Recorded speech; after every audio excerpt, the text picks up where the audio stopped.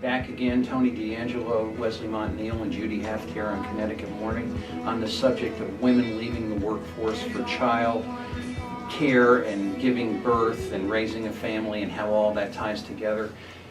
We left off by saying men are men and women are women. Now, if a woman, I like to take things right to bare metal. If a woman decides I will take care of a child and she's home every day kind of with the diapers, the robe, the kitchen's a mess, there's those moments of out of control, you know, the hair is just not what it was, and here's, you know, her significant other walking in, you know, every day kind of neat and like, I have a meeting, I have this, I'm at this event or whatever, and there's kind of that thing of the world left behind, and also, you know, perhaps a jealousy or, you know, gee, is he really getting friendly with Susie Kumquat over at the, you know, and there's those kinds of issues. And how does a mom at home deal with that? I mean, is it, you have to make an effort to say, well, I need my time for myself because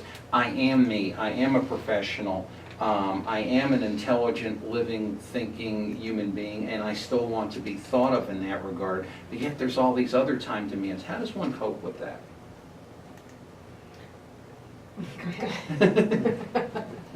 I think that's an interesting subject because your self-esteem sometimes is based on the amount of financial support you're bringing to the family, and that doesn't have to be the way.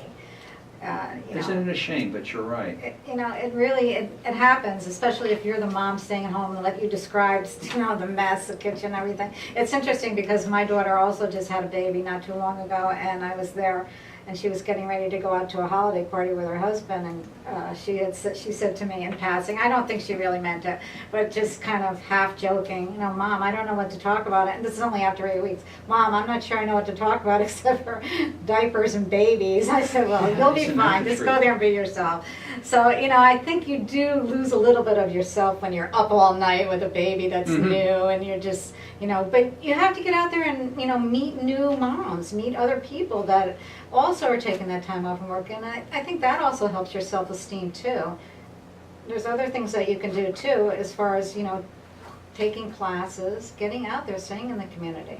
I think it's, yeah, I think we talked about this. I think it's really important, first of all, to allow yourself to have the baby and give yourself those first few months to just enjoy being a mother, and then start using the skills you had in your job or career and going online and finding other mom groups and support groups and finding out where they are and what they're doing and what they're talking about.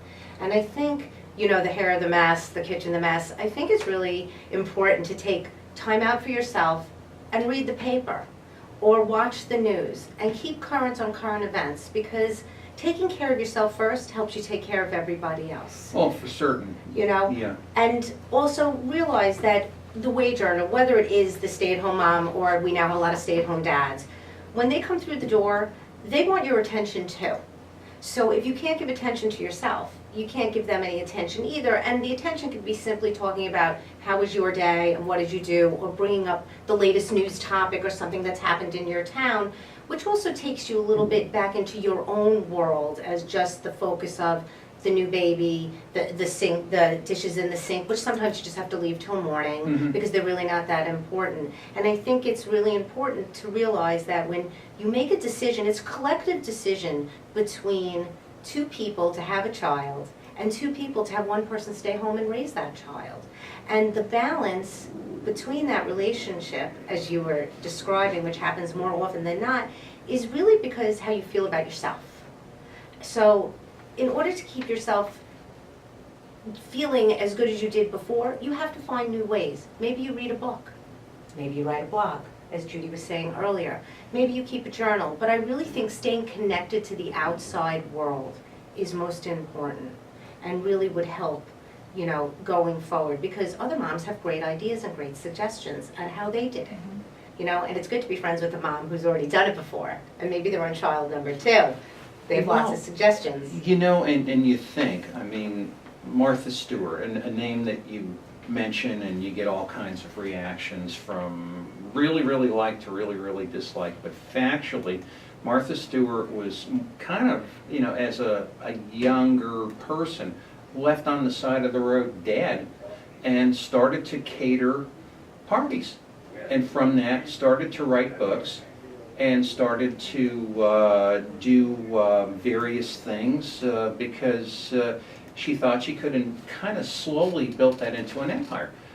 Rachel Ray was working in the grocery store, you know, yelling at people, well, don't buy that thing for $9. You know, I can show you how to make it for 59 cents. And I mean, it's just, there's so many ways, and if you actually stop and think about it, of where you can make money and actualize yourself, it's frightening if you give yourself the time.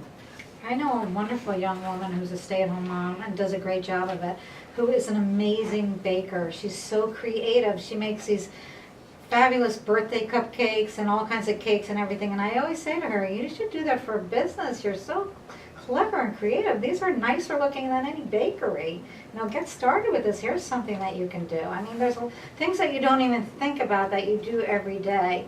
And I think the other thing is, you know, with self-esteem, I think it's really important, and we were talking about this before earlier too, is remember why you fell in love with this man or woman. Remember what you used to talk about before you had babies. It wasn't just diapers and dirty dishes. Sometimes and it's an effort. Right, and so I think you have to keep that fresh in your mind. Yeah.